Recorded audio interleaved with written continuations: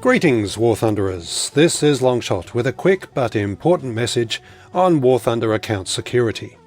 If you've already seen a previous video I uploaded on this topic, this is an updated version, which became necessary after it was pointed out that I got a couple of things wrong in my first video, and I felt that they were important enough that I come back and get it right. If you haven't watched it already, you might be thinking that this is a pretty dry and boring topic. But please take my word for it, security is not something that you should ignore, not if you've put time and money into your War Thunder account. You may not know this, but over the last year, possibly longer, there have been a consistent trickle of cases where passwords have been broken and accounts hacked.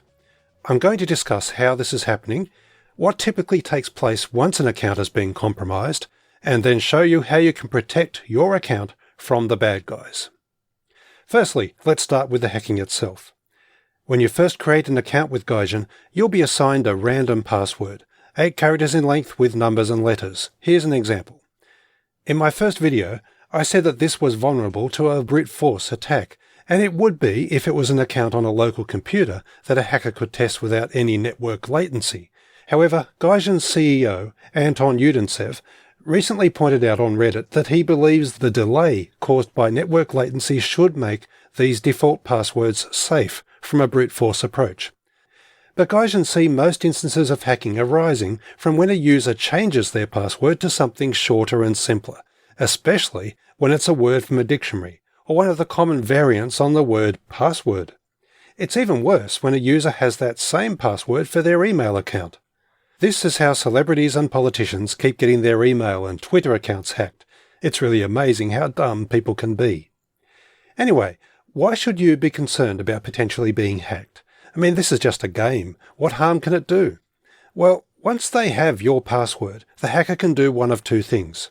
Firstly, they can try to take over the account by logging on to the Gaijin.net website and changing the password to lock you out. They may also enable two-factor authentication to make it even harder for you.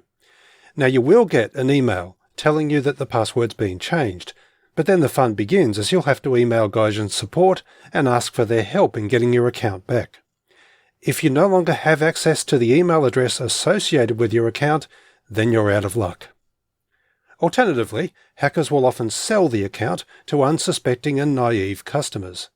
The hacker will often pose as a veteran player who's tired of War Thunder. So they get their money and move on to their next target. But what about the dupe who bought your account, oblivious to the fact that it's against the game's terms of service? Well, they'll dive in and start flying planes and driving tanks. They may spend more money to buy gold eagles or premium. They'll also change a nickname. And here's where the trouble can really start. You discover that you've been hacked, so you change the password. The duped owner finds that they've lost access, they think they've been conned, so they reverse the charges on their in-game purchases. Now, Gaijin have a firm policy when this happens, and that's to lock the account permanently. They don't negotiate if someone does a chargeback. It's a hostile move after all. They just close the account and no amount of pleading to their support team will get it back.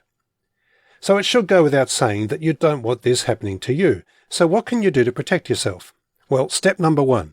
If you've changed your password to something simple, change it back to a more complex phrase, at least 8 letters long, probably longer, and make sure it is not in the dictionary. In the description below, you'll see a link to Norton Security's password generator website, although there's plenty of other sites out there that can do the same thing. If you're concerned that you won't remember a long and complex password, just write it down somewhere secure. Also, make it different to the password you use for your email account. The last thing you want if someone does find out your password is for them to get access to your email as well. Okay, next, go to Gaijin's website and enable two-factor authentication by going to your profile. Here's where you should find the option on your screen. Once this is turned on, every time you log into the account from a new device or computer, you'll be asked to enter a number produced by the Google Authenticator app.